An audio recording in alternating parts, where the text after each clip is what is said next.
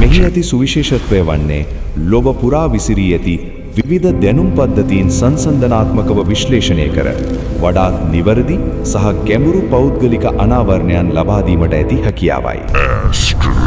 ඔබේ අනාගතය අදම වඩාත් නිවැරදිව හඳුනා ගන්න. දැන්ම සම්බන්ධ වන්න.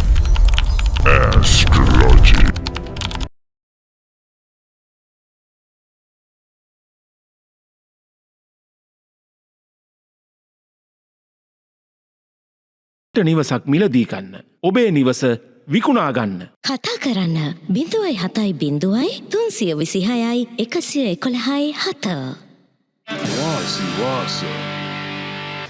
එතකොට ඒ යනකොට නීල මහා යෝධයත් එක්ක ගියේ මෙහෙම යගදාවක් අරගෙන මූද දෙබෑ කරගෙන පාදාගෙන ගියේ.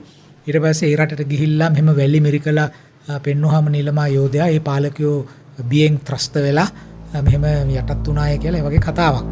ඉතින් මේ කතාව අපේ මහජනයා අතරට ආවේ රාජාවලිය ඒක රචනා කරලා තියෙන නිසා. නමුත් මේක ඉතා වැදගත් දෙයක් තියෙනවා. Unlimited history. අපේ ජාතික කතාව. තවත් පුංචි ප්‍රශ්නයක් මම මේ සර්ට යොමු කරන්න මේ ඡායාරූපය මේ කෙනෙක් අපිට යොමු කරලා තියෙනවා මේ කොයි මිනුවන්ගොඩ ප්‍රදේශයෙන් තමයි යෝක සොයාගත්තා කියලා කියන්නේ මොන කාලයට වගේ අයත් කාසියක්ද කියලා කියන්න පුළුවන්ද කියලා. ඔව් මේක ඊටාම පැහැදිලිව කියන්න පුළුවන්. පොළොන්නරුව හා දඹදෙණි යුගයට අයිති කාසියක්. ඉතින් ටිකක් පැහැදිලි ඡායාරූපයක් එවුවොත් ඔය කාසිය එක පැත්තක තියනවා ඒ කාසිය නිකුත් කරපු රජතුමාගේ නම. නාගරී අක්ෂරයෙන් ලියලා තියෙන්නේ. බොහෝ විට ශ්‍රී රාජ ලීලාවතී කියන වචනේ තියෙනවා. කලිගල කේජ කියලා ලියලා තියෙනවා. එක එක රජවරු සාහස්ස මල්ල රජතුමා ඔය කාසිය නිකුත් කළා. ලීලාවතී රජින ඔය කාසිය නිකුත් කළා.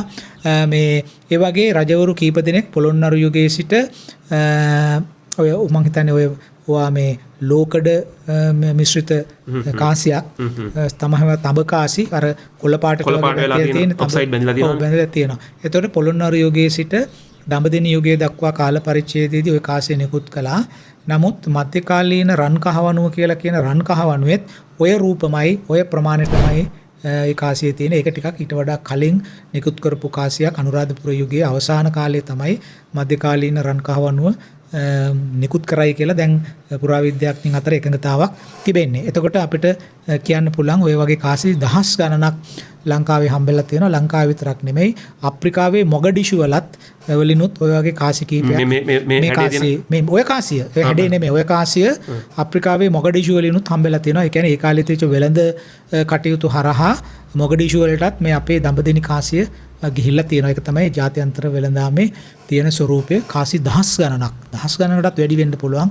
ඔය කාසි හම්බ වෙනවා නොඑක් තැන්වල. ඔව් දැන් සර් කිව්වනේ වත්ත පහල ගිහින් බලන්න මෙහෙම ඇති කියලා. ඇත්තටම ඔහුගේ වත්ත පහලෙන් තමයි මේ කාසි හොයාගෙන තියෙන්නේ. ඒක තමයි. ඕන තරම් දේවල් එහෙම දේවල් තියෙන්න පුළුවන්. ඉතින් ඔය වගේ සමහර දැන් අපේ රටේ තියෙනවා හුඟක් බයයි අපේ හිතවත් ශ්‍රාවකයෝ. ඔය වගේ දෙයක් හම්බුනාම මේක පොලිසියට යන්න වෙයිද අත්අඩංගුවට ගනීද එහෙම කියලා. ඉතින් හංග ගන්නවා. ඉතින් හංගනවා. ඒකට බිය ඇති කරගන්නවා.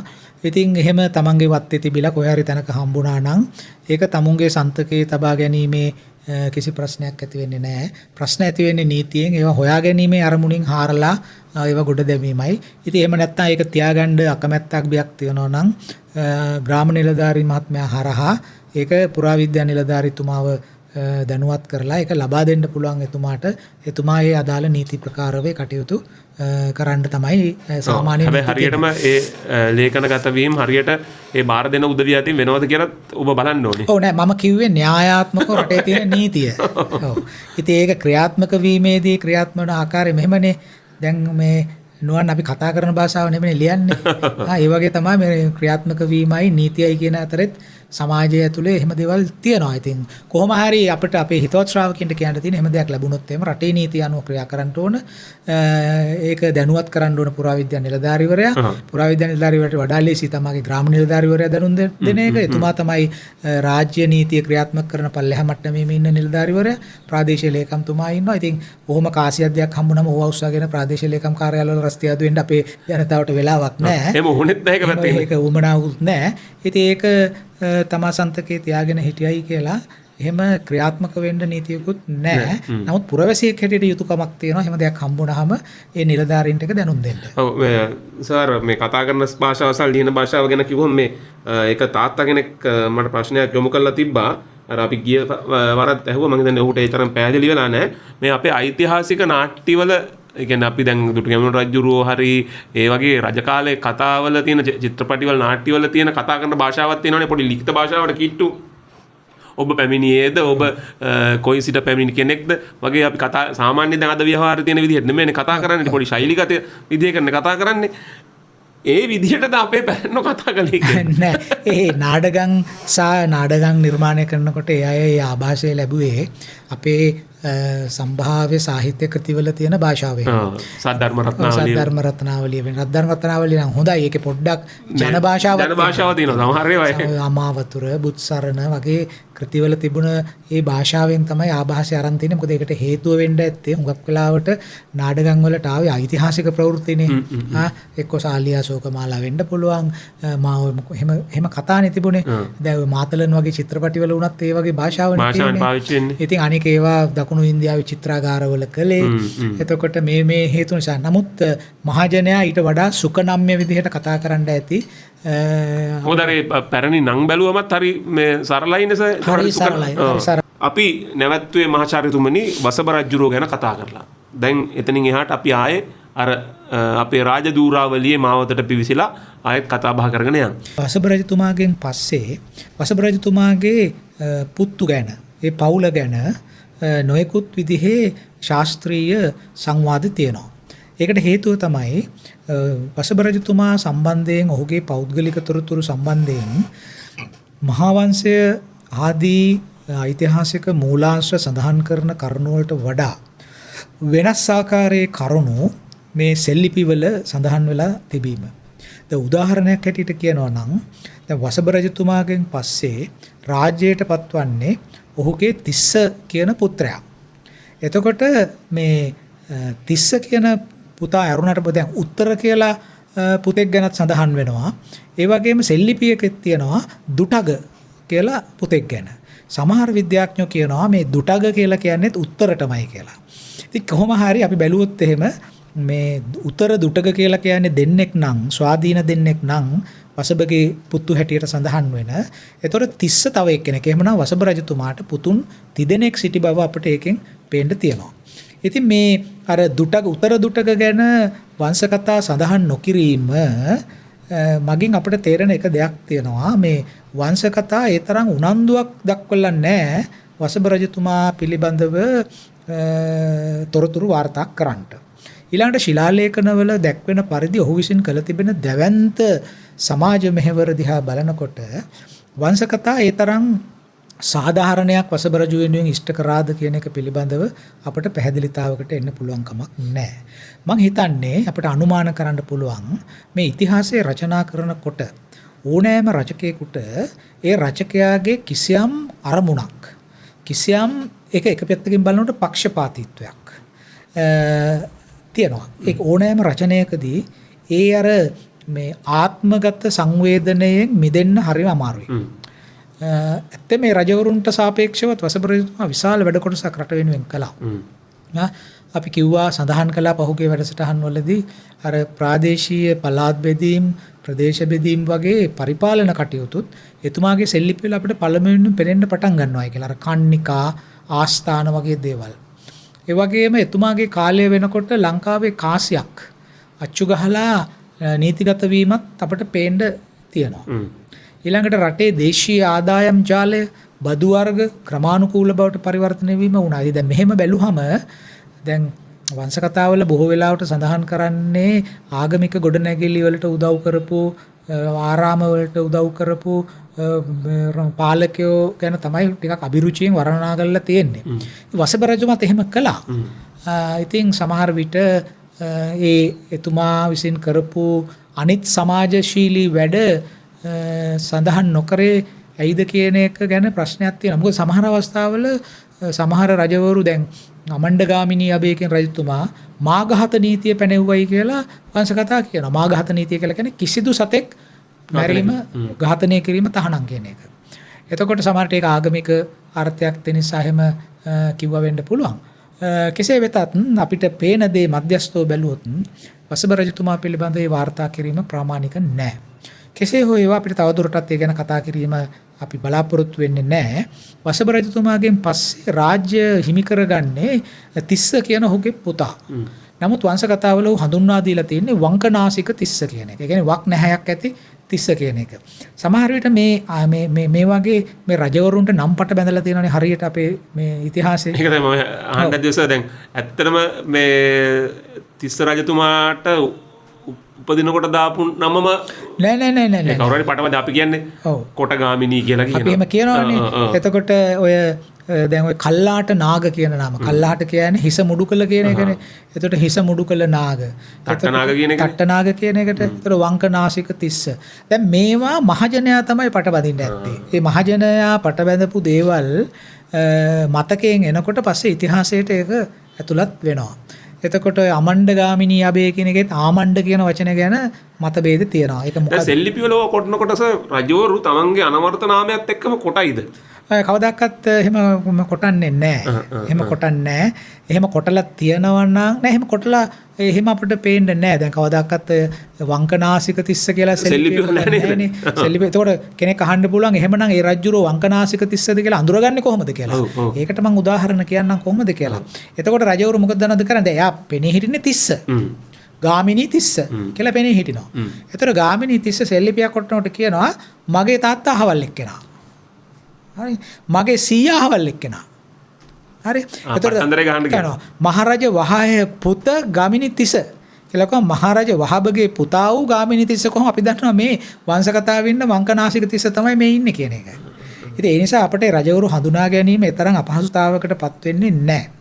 එතකොට නුවන් මේ වංකනාසික තිස්ස රජතුමා මේ ගැන කියනකොට ඉතා විශේෂ දෙයක් කියන්න තියෙනවා. අපි මේ රජ පෙළපත සම්බන්ධයෙන් කියනකොට අපි පහුවේ අර වසභ රජතුමා ගැන කියනකොට අපි සඳහන් කරා මතකයි නේද අර යසලාලක තිස්ස රජතුමාගෙන් රාජ්‍ය පැහැර ගන්නවනේ සබ කියලා තමයි මේ සෙල්ලිපි වල තියෙන සබ රජු කියලා. අපි සුබ රජුරෝ කියලා කියන්නේ සුබ සහ යස කියලානේ කියන්නේ. නමුත් සෙල්ලිපි වල තියෙන සබ රජ කියලා. එතකොට මේ සබ වසභ විසින් මාලිගා භූමියේම ඝාතනය කරනවායි කියලා අපි ඉතිහාසයේ සටහන් වෙනවායි කියලා කියනවානේ. ඒ කියන්නේ වසභ විසින් සබ ඝාතනය කළා. මේ සබ ඝාතනය කරන වෙලාවේ සබට හිටිය දියණියක්. සබ මේ වසභගේ මේ ක්‍රියාවලිය වසභ බලවත් වෙන ආකාරය දැක්කම සබ කිසියම් සූදානමක් වුණයි කියලා පේනවා වංශ කතා කියන දේ හැටියට. මොකද ඒ සූදානම සබ විසින් ඇයගේ දියණිය කුඩා දියණිය බාර කළා උළු අඩුවෙකුට. ඒ කියන්නේ ඔහුගේ මිත්‍ර උළු අඩුවෙකුට. ඉතින් උළු අඩු කියලා කිව්වට මං හිතන්නේ ඔහු අපේ භාෂාවෙන් කියනවා නම් වාස්තු විද්‍යා ශිල්පියෙක් ආකිටෙක් කෙනෙක්. එතකොට ඒ රජුරන්ගේ මිත්‍රයෙක්. ඉතින් ඒ උළු අඩුවට මේ කියන්නේ ගඩොල් වලින් එහෙම වැඩ කරන නිසා උළු අඩු කියලා කියන්නේ. එතකොට එයා මේ ඉතින් රජෙක් උළු අඩුවෙක් කියන්නේ ගඩොල් කපන එක්කෙනෙකුට දුව බාර දෙන්නේ නැහැ නේ ආරක්ෂාවට. අනිත් එක නිකන් ඒක බැලු බැලමට රජගොල්ලන්ගේ මිත්‍රෝ ඉන්නවද ගඩොල් කපන අය කියලාත් එකපාරටම හිතන්න පුළුවන්. ඉතින් ඒ උළු අඩු කියන වචනයෙන් එතන අදහස් කරලා තියෙන්නේ මේ වාස්තු විද්‍යා ශිල්පියෙක් වෙන්න ඕන. එතකොට මේ වාස්තු විද්‍යා ශිල්පියාට මේ කුඩා දියණිය බාර දෙනවා සබ. බාර දුන්නාම එතෙන් පටන් මේ කුමරිය හැදී වැඩෙන්නේ මේ අර වාස්තු විද්‍යා ශිල්පියා ළඟ. එහෙම නැත්නම් වංශ කතා කියන හැටියට උළු අඩුවා ළඟ. එතකොට මේක කවුරුත් දන්නේ නැහැ මේ වෙච්ච ප්‍රවෘත්තිය. කොහොම හරි සබ ඝාතනය වෙනවා. ඊට පස්සේ වංකනාසික තිස්ස සබ ඝාතනය වෙනවා. ඝාතනය වෙලා වසභ පාලනය ගෙනියනවා. ඊට පස්සේ වසභ අවුරුදු 44ක් පාලනය ගෙනියලා ඊට පස්සේ වංකනාසික තිස්ස තමයි බලයටපත් වෙන්නේ. නමුත් අපිට පේනවා මේ වංකනාසික තිස්සගේ බලයටපත් වීම හරි අස්ථාවර පසුබිමක සිද්ධ වෙන දෙයක් කියලා. මොකද ඔහුගේ රාජ්‍ය කාලය අවුරුදු 3යි. එතකොට පාලකෙක් අවුරුදු 3ක් පාලනය කරනවායි කියලා කියන්නේ ඒක ඒ තරම්ම ඒ කාලේ හැටියට ශක්තිමත් පාලනයක් හැටියට අපිට පෙන්වන්න පුළුවන් කමක් නැහැ. එතකොට මේකේ තවත් කාරණයක් තියෙනවා. වංකනාසික තිස්ස ට කුමාරියක් පාවා දෙන්න සරණ පාවා දෙන්න කුමාරියක් හොයන වෙලාවේ මේ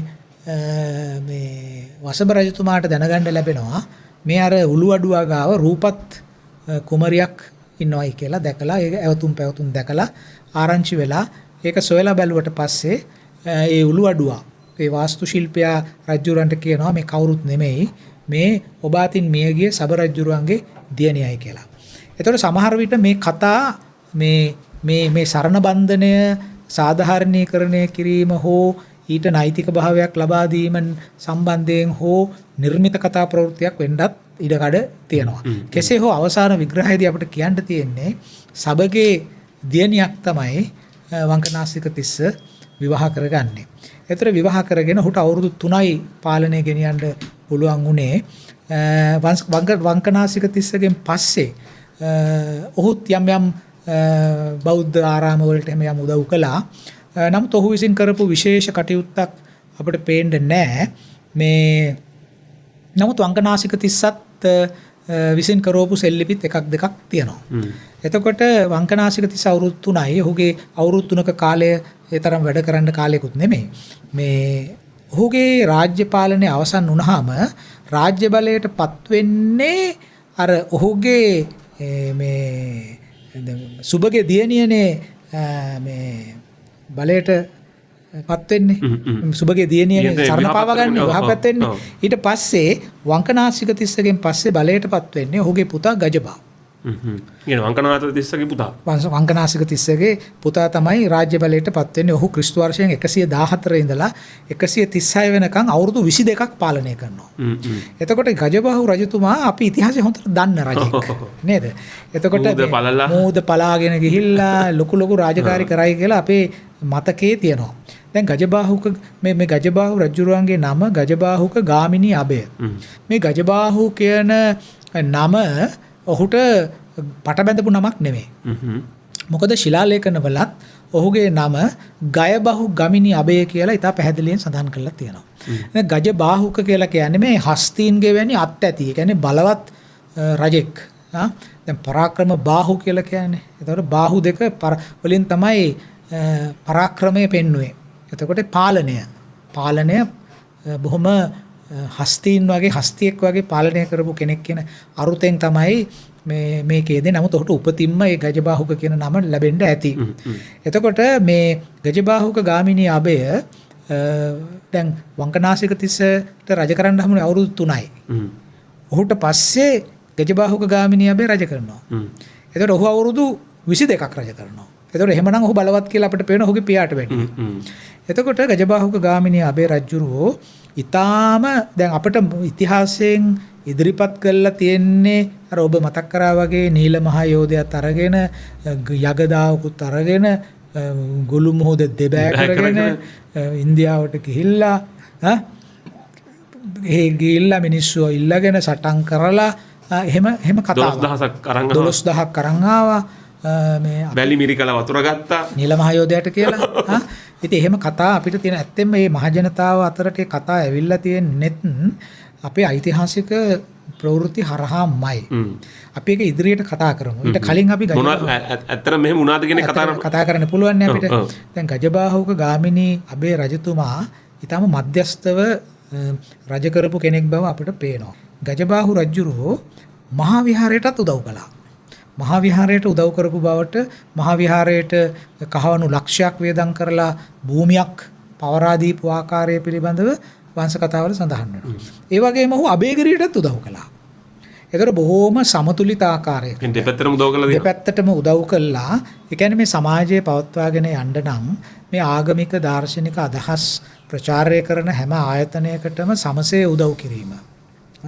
ඒ කියන්නේ ජිහාඩ් යුද්ධ ඇති වෙන්න ඊට සලසන්නේ නැතුව ආගමික අර්ථයකින් ගැටුම් ඇති කරන්න උදව් කරන්නේ නැතුව සමසිතින් මේ සියලුම ආගමික දර්ශනවලට උදව් කිරීම යුක්ති සහගතයි කියන ස්ථාවරයේ ගජබා රජුරෝ හිටව බව අපිට පේනවා. මහා විහාරයටත් එතුමා උදව් කළා, අබේගිරි විහාරයටත් උදව් කළා. නමුත් අපිට මෙහිදී පේනවා ටිකක් අබේගිරියට වැඩිපුර උදව් කරා කියලා පේනවා. මොකද මේ ඒ එතුමා විසින් කළා දැන් අබේගිරියේ තියෙන වාහල් කඩ. ඒ කියන්නේ චෛත්‍යයේ හතර පැත්තේ තියෙනවනේ අර ගේට්ටු හතරක් වගේ ඒකට කියන ආයක කියලා. මේ ආයක එහෙම නැත්නම් වාහල් කඩ හතරම ඉදිකරෙව්වේ ගජබාහුක ගාමිණී අබේ රජතුමා. ඒ විතරක් නෙමෙයි ඔහු මේ ගාමිණී තිස්ස කියන වැව හදලා මේ වැව නුවන් අබේගිරි විහාරයට පූජා කළා. ඒ කියන්නේ වැව පූජා කළා කියන්නේ වැවේ ආදායම අය කර ගැනීම කළේ පන්සල. දැන් එතකොට දැන් අපි දන්නවා මහා විහාරයට උදව් කරයි කියලා කියන එක අපි කොහොමද වළංගු කරන්නේ? දැන් අපිට පේනවා රුවන්වැලි සෑයේ අයිති මහා විහාරයට. රුවන්වැලි සෑයේ තිබිලා පෝරු ලිපියක් හම්බුණා, සෙල් ලිපියක්. මේ ගජබාහුක ගාමිණී අබේ රජුරෝ කරවපු. මේ ගජබාහුක ගාමිණී අබේ රජුරෝ රුවන්වේ මහා විහාරයට උදව් කරයි කියලා තියෙන ප්‍රධාන සාක්ෂියක් තමයි මේ රුවන්වැලි සෑයෙන් හම්බෙලා තියෙන මේ සෙල් ලිපිය. ඒ සෙල් ලිපියේ ඔහු කියනවා ඔහුගේ අනන්‍යතාව ඔහු ඉතා පැහැදිලිව පෙන්눔 කරනවා. පෙන්눔 කරන්නේ කොහොමද? ඔහු කියනවා ඒ රුවන්වැලි සෑයේ සෙල් ලිපියේ පෝරු ලිපිය පටන් ගන්නෙම වහබ රජහ මරුමනක. වහබ රජහ මරුමනක තිස්ස මහරජ පුති. මහරජ ගයබහු ගමිනි අබය දකිනි අරබ විහර කරය. ඔන්න දැන් අපේ ශ්‍රාවකයන්ට දැනගන්න පුළුවන් ඒ කාලේ භාෂාව කොහොමද කියලා සෙල් ලිපිවල තිබිච්ච. ලියවිච්ච භාෂාව. ලියවිච්ච භාෂාව. කතා කරන භාෂාව කතා කරන භාෂාව මීට වෙනස් වෙන්න ඕනේ. හරි. මේක ටිකක් සංවිධිතයිනේ. ව්‍යාකරණය ආරක්ෂා කරගෙන ලියන එකක්. ඒතර මේ සෙල් ලිපිය ගජබාහුක ගාමිණී ආබේ කරවලා තියෙන්නේ රුවන්වැලි සෑයට. රුවන්වැලි සෑය අයිති මහා විහාරයට. හරි. එතකොට එයා කියනවා දැන් බලන්න අර මේ ඒගොල්ලන්ගේ රාජ්‍යත්වයට තියෙන උරුමය ඒගොල්ලෝ ප්‍රකාශ කරන්නේ කොහොමද? මේ සෙල් ලිපිය පටන් මේ සෙල් ලිපිය කරවන්නේ ගජබාහු රජුරෝ. හැබැයි සෙල් ලිපිය පටන් ගන්නේ සීයාගේ නම කියලා. වහබ රජහ මරුමනක. වසබ රජුරුවන්ගේ මුණුපුරා වූද තිස්ස මහරජහ පුති. තිස්ස මහරජුරුවන්ගේ පුතා වූද කවුද මේ තිස්ස මහරජුරුව? වංකනාසක තිස්ස. තිස්ස මහරජහ පුති ගයබහු ගමි මහරජ ගයබහු ගමිනී අබය.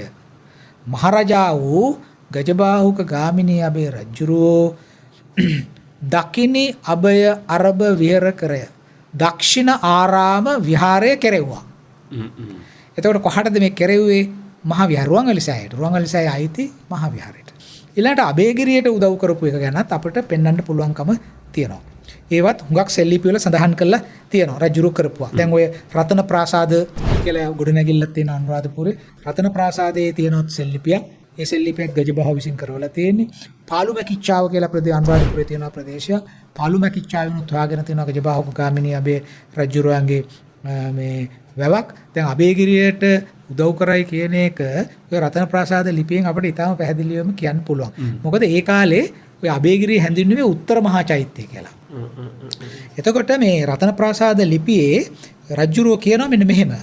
මහරජ වහබය පුත තිස මහරජ පුත මහරජ ගමිණී අබය නිල රජය විලගමක වවි උත්තර මහා චෙතෙහි සොවන කොතුරු කොටු දිනි. වසබ රජුරුවන්ගේ තිස්ස රජුරුවන්ගේ පුතා වූ ගජබාහුක ගාමිණී අබේ රජුරෝ මේ නිලරායජිය කියන ස්ථානයේ තියෙන විලගමේ වැව උත්තර මහා විහාරයට දෙනවා ස්වර්ණ කොතලෙන් අතපැන්මක් කළා. ඒතර දැන් උත්තර මහා චිත කියන්නේ මොකද්ද? අබේගිරි චෛත්‍යය. එතකොට එහෙමනම් මහා විහාරයට ආධාර කරපු බවත් අපිට ශිලාලේඛනයේ පේනවා. ඒ වගේම ඔහු අබේගිරියටත් උදව් කරපු බව අපිට ශිලාලේඛනයක පේනවා. තියෙන අනිත් කතාව තමයි අපි ගත්තොත් ගජබාහු රජතුමා මේ ඔය ඉන්දියාව ආක්‍රමණය කරන්න ගියයි කියන කතාව. ඔව්. අත වශයෙන්ම මේ කතාව තියෙන්නේ රාජාවලිය කියන කෘතියේ. රාජාවලිය හුඟක් 17 වෙනි සතවර්ෂයේ විතර රචනා වෙච්ච කෘතියක්. රාජාවලිය තමයි මේ සඳහන් වෙන්නේ මේ අපේ රටට ආක්‍රමණයක් සිද්ධ වෙලා අපේ රටෙන් මිනිස්සු 12000ක් අරගෙන ගියාය. අරගෙන ගියාම ගජබාහු රජුරෝ ගිහිල්ලා ඒ 12000ත් අරගෙන මේ අපේ 12000ත් මුදවාගෙන 24000ක් මරන් ආවා කියලා. තව 12000ක් ඒගොල්ලන්ගෙනුත් අරගෙන මේ රටට ආවයි කියලා. එතකොට ඒ යනකොට නීල මහ යෝධයත් එක්ක ගියේ මෙහෙම යගදාවක් අරගෙන මූද දෙබෑ කරගෙන පාදාගෙන ගියේ. ඊට පස්සේ ඒ රටට ගිහිල්ලා මෙහෙම වැලි මිරිකලා පෙන්නුවාම නීල මහ යෝධයා ඒ පාලකයෝ බියෙන් ත්‍රස්ත වෙලා මෙහෙම යටත් වුණාය කියලා ඒ වගේ කතාවක්. ඉතින් මේ කතාව අපේ මහජනයා අතරට ආවේ රාජාවලිය ඒක රචනා කරලා තියෙන නිසා. නමුත් මේක ඉතා වැදගත් දෙයක් තියෙනවා. මහාවංශය මගින් වාර්තා නොකරන මහාවංශය පමණක් නෙමෙයි අපේ ප්‍රධාන ඓතිහාසික මූලාශ්‍ර මගින් වාර්තා නොකරන සිද්ධියක්. ඡායාවක් රාජාවලිය වාර්තා කරනවා. ඒ කුමක්ද?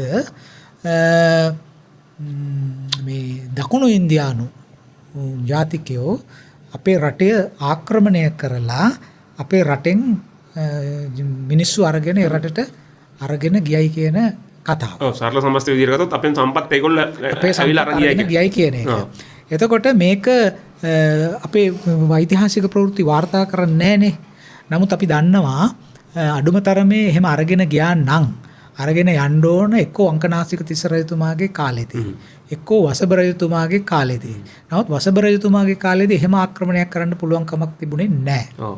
ඒතර සමහර විට මේ වංකනාසික තිස්ස රජතුමාගේ කාලයේද මේ කටයුත්ත උනේ කියන එක පිළිබඳව අපිට ටිකක් සැක මුසු භාවයක් තියෙනවා. එම ගෙනිච්චද කියලා. දැන් අපිට පේනවා ඔය මේ ගජබාහු රජතුමා ගැන දැන් ඔහම ගිහිල්ලා ඔය සටන් කරා කියලා කිව්වට ගජබාහු රජතුමා ඉන්දියාවට ගිය බව සත්‍යයක්. ඒක අපිට පෙන්වන්න තියෙන ප්‍රධානම සාක්ෂිය තමයි අපි සඳහන් කරලා තියෙනවා මීට කලිනුත් ඔය සීලප්පදිකාරම් කියන සංගම් සාහිත්‍යයට අයිති කෘතිය. ඒ සීලප්පදිකාරම් වල සඳහන් කරනවා මේ ගයවහු කියලා රජ කෙනෙක් ආවයි කියලා මේ චේර රටට. එතකොට මේ ගයවහු රජුරු චේර රටට ආවේ මොකටද? පත්තිනි දේවියන් වෙනුවෙන් ඉදිකරපු දේවාලයක් විවෘත කිරීමේ උත්සවයට සහභාගී වීම සඳහා ඒ ගයවහු කියන කෙනා පැමිණියයි කියලා සීලප්පදිකාරම් කෘතියේ තැන් දෙකක සඳහන් කරලා තියෙනවා ගයවහු කියන නම. ඉතින් මේ දෙමළ උගතුන්ට මේක ප්‍රශ්නයක් තිබුණා කවුද මේ ගයවහු කියලා කියන්නේ කියලා. ඉතින් ඇත්තෙන්ම මේ වෙන කවුරුත් නෙමෙයි මේ අපේ ගජබාහුක ගාමිණී අබේ රජතුමා කියන එක අපිට පේනවා. එතකොට ගජබාහුක ගාමිණී අබේ රජතුමා කේරළයට ගියා. මේ චේර කියන්නේ කේරළ රටනේ. හරිද? කේරළ රටට ගිහිල්ලා ඔහු ඒ රාජ්‍ය උත්සවයට සහභාගී වුණා. ඉතින් මේක මට පේන හැටියට නම් අපි කවුරුත් සමතුලිතව මේක ගැන බලනවා නම් ඒ ඇත්තටම මේ රජතුමා තමයි ලංකාවේ පළවෙනි වතාවට එහෙම රාජ්‍යතාන්ත්‍රික ගමනකට සහභාගී වෙච්ච පාලකයා. ඒ කියන්නේ රටින් පිට ගිය රජකමක් දරාගෙන රටින් පිට ගිය රටේ පාලකයා. රටේ පාලකයා කියන්නේ මේක ඩිප්ලොමැටික් මිෂන් එකක්. අද අපේ වචන වලින් කියනවා නම් රාජ්‍යතාන්ත්‍රික ගමනක්. රටක පාලකයෙක් තවත් රටකට යනවායි කියනකොට අපි දන්නවනේ අද ප්‍රොටෝකෝල්ස් ඕනනේ නේ යන්න. එතකොට ඒ වගේ එක බොහොම සංවිධානාත්මක ගමනක් වෙන්න ඕන. එතකොට අපිට ප්‍රශ්නේ තියෙන්නේ ඇයි ගජබාහුක ගාමිණී අබේ රජතුමා මේ චේර රටට ගියේ? සීලප්පදිකාරම් කෘතිය කියන හැටියට නොවන් මේ ගජබාහු රජතුමා චේර රටට ගිහිල්ලා තියෙන්නේ සෙන්ගුට්ටුවාන් කියන රජුගේ පාලන කාලේ.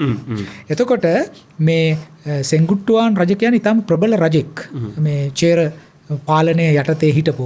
එතකොට මේ අනිත් එක මේ ගජබාහු රජතුමා ගිහිල්ලා විවෘත කරයි කියන කෝවිල තියෙනවානේ. ඒ කෝවිලේ නෂ්ටාවශේෂ අදටත් තියෙනවා. අදත් ඒක ක්‍රියාත්මක වෙනවා.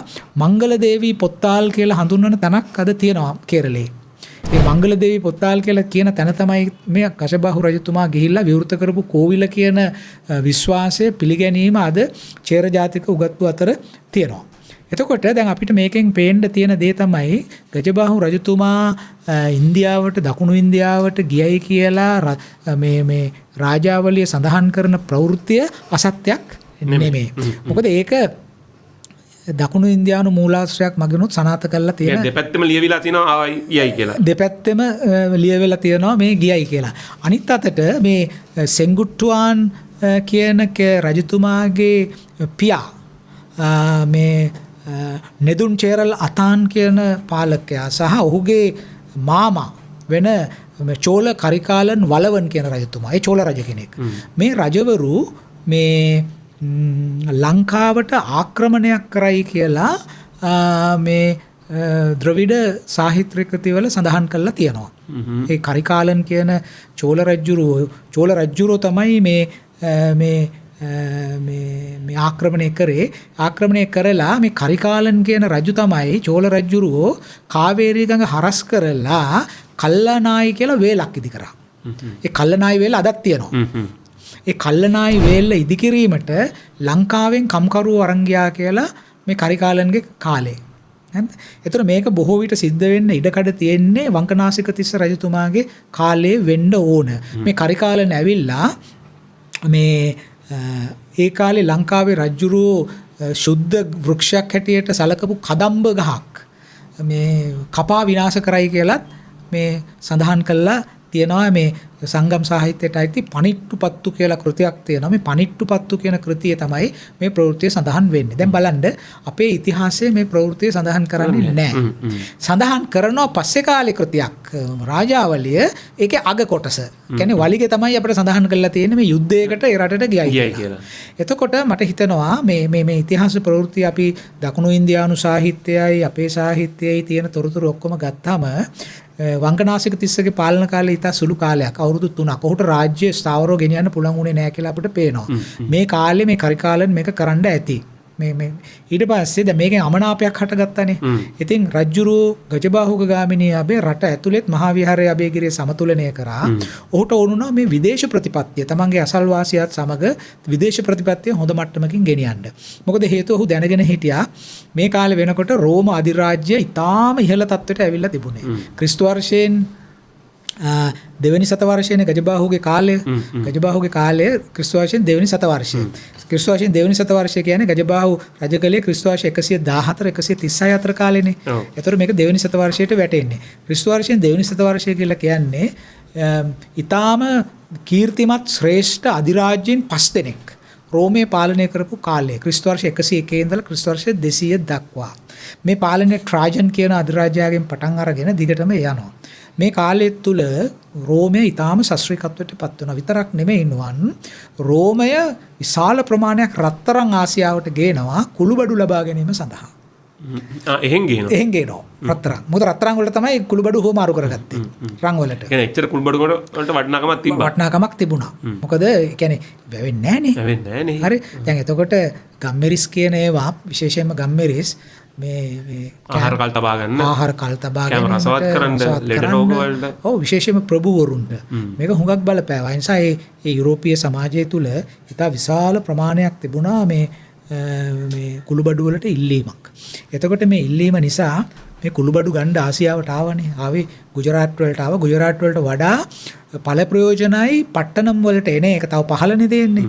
මොකද පට්ටනම් කිට්ටුයි ලංකාවට. ලංකාවෙන් යන ඔක්කොම කුළුබඩු ටික පට්ටනම් වලින් ආපු ද්‍රවිඩ ජාතික වෙලෙන්දෝ එකතු කරගත්ත අතරමැදියෝ හැටියට.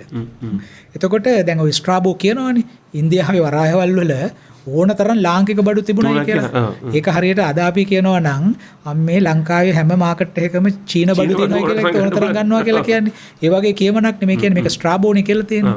එතකොට අපේ භාණ්ඩ ඉන්දියාවට ගියා. ඉන්දියාවට ගියාම එතකොට මේකෙන් වැඩි ලාභයක් ලබන්න ඕනනේ. වැඩි ලාභයක් ලබන්න ඕන නම් අපි දේශපාලන රාජ්‍යතාන්ත්‍රික මට්ටමේ සාකච්ඡා කරන්න ඕනේ මේවා ගැන. ඒ නිසා රජ්ජුරුවෝ මේ ගදාවකින් මූදට ගහ ගිහිල්ලා මේ රණ්ඩුවකට ගියා කියන එක නෙමෙයි අපිට පේන්නේ. රජ්ජුරුවෝ මේ සෙන්ගුට්ටුවන් එක්ක ඊටාම ඉහළ මට්ටමේ තානාපති රාජ්‍යතාන්ත්‍රික සාකච්ඡාවක් පවත්වන්නට ඇති. මේ වෙළඳාම කොහොමද ක්‍රමවත් කරන්නේ දෙපැත්තටම වාසිදායක වෙන ආකාරයට මේ ජාත්‍යන්තර වෙළඳාම යම්කිසි අක්‍රමවත් ආකාරයකට පරිවර්තනය වුණා නම් අපේ රටට පාඩු වෙන විදිහට ඒක කොහොමද ක්‍රමවත් කරගන්නේ කියන එක ගැන සාකච්ඡා කරන්න රජ්ජුරුවම ගියා. රජ්ජුරුවම ගිහිල්ලා රාජ්‍යතාන්ත්‍රික උත්සවයකට සහභාගී වෙලා ඊට පස්සේ සමහර විට නෙගෝෂියේට් කරන්න ඇති සාකච්ඡා කරන්න ඇති අපෙන් ගෙනිච්ච අය නිදහස් කරගෙන මේ කරිකාලන් අර මේ කල්ලනායි වේල්ල ඉදි කරන්නයි මේක ගෙනිච්ච කියලා ඉතිහාසඥයන් අතර සාකච්ඡාවක් තියෙනවා. අපේ ඉතිහාසඥයෝ නෙමෙයි ඒ රටේ ඉතිහාසඥයෝ. ඉතින් මේ ගිය කට්ටියත් එකතු කරගෙන ඒ රාජ්‍යතාන්ත්‍රික වශයෙන් මේ සමෝධානයට පත් වෙලා ඊට පස්සේ ලංකාවට රජුරෝ එන්න ඇති. ඉතින් ඒකෙන් අපිට පේනවා මේ ගජබහු රජතුමා ගැන අපි මෙහෙම අගය කිරීමක් කරන්නේ නැහැ නෙනුවන්. ඔව්. ඒ කියන්නේ අපි අර මැජික් කතාව එල්ලිලා තමයි. මැජික් කතාව එල්ලිලා ඉන්නවා මිසක් ගජබහුක. ඒතර ගජබහු ගාමිණී අපේ රජුරෝ තේරුම් ගන්න ඕන තරම් සෙල්ලිපි අපේ රටේ තියෙනවා. එතුමාගේ ඥාති සම්බන්ධතාව වසබ රජුරුවන් තමන්ගේ සීයා කියලා කියපු, තමා වසබ රජුරුවන්ගේ මුණුපුරා කියලා කියපු, තමන් තිස්සගේ පුතා කියලා කියන ඕන තරම් සෙල්ලිපි තියෙනවා. ඒ වගේම එයා ඊටාම මේ ප්‍රබල රජෙක්. ඔහු අවුරුදු 22ක් රාජ්‍ය කරනවා. එතකොට මේ මොහුගේ වැදගත්කම අපි අවධාරණය කරන්නේ දැන් වසබ රජයේ රට අභ්‍යන්තරය ක්‍රමවත් කළා. එතකොට වසබගේ මුණුපුරා දැනගත්තා රට අභ්‍යන්තරය සමතුලිත කිරීමම ප්‍රමාණවත් නැහැ. අපේ විදේශ ප්‍රතිපත්තිය අපි සමතුලිත කරගන්න ඕන. අපි මේ තනිකර හුදකලා කාමරයක ජීවත් වෙන අය නෙමෙයි. ඔව්. අහල පහල ගෙවල් හොඳින් තියාගන්න. අහල පහල ගෙවල් හොඳින් තියා ගැනීම කියන්නේ අපට වාසිදායක අන්දමට. එහෙම නැතු අපි පාවා දීලා ඒ කියන්නේ මේ අපේ රට උඩින් ඕනම යානයක් ප්‍රයාසර කරන්න තරම් නිවට වෙන්න තත්වයකට නෙමෙයි. අපි අපට අවශ්‍ය විදිහට අපට ලාභදායී විදිහට අපේ අනන්‍යතාව ආරක්ෂා කරගන්න විදිහට අපි කොහොමද අසල්වාසියා තමග හොඳ හිත පවත්වාගෙන යන්නේ විදේශ සම්බන්ධතාව පවත්වාගෙන යන්නේ කියන එක අපි කල්පනා කරා. දැන් මේ රටේ අභ්‍යන්තර පාලනය හොඳින් ගෙන යාමට හොඳ විදේශ ප්‍රතිපත්තියක් මැදහත් නොබැඳි පිළිවෙතක් තිබිය යුතුයි කියන අදහස අපේ පාලකින්ට මේ කාලේ එනවා. දැන් අපි ඉදිරියට කතා කරනවා බාතිකාබේ රජුරෝ ගැන. මේ රජුරෝ ගිහිල්ලා එහෙ චේර රටේ සෙන්ගොට්ටුවන් රජුරුවන්ගේ අනුග්‍රහයෙන් එහෙ තියෙන විශාල ආපනශාලාවක විවේක සුවයෙන් ගත කරා නෙමෙයි. ගත කරලා ආව නෙමෙයි. මේක ගියේ මේ කටයුතු කරන්නයි කියලා අපිට පේනවා. මොකද ගජබාහුක ගාමිණී අබේ රජතුමා විසින් ඒ කරවපු සෙල්ලිපිවල තියෙන දීමනා දිහා බැලුවම සත සහස කහවන, පච සහස කහවන, කහවණු 5000යි, කහවණු 10000යි කිය පන්සල් වලට උදව් කරලා තියෙනවා. විශාල මුදල් ප්‍රමාණයක් ලංකාවේ සැරිසරලා තියෙනවා මේ කාලේ වෙනකොට. ඉතින් රත්තරණුත් අපිට ලැබෙන්න ඇති. ඒ නිසා අපිට පේනවා මේ ලම්බකරණ පෙළපතේ වස බැහැරුණු විට කීර්තිමත් රජු කෙනෙක් හැටියට අපිට ගජබාහු රජු නිසකේම හඳුන්වා දෙන්න පුළුවන්.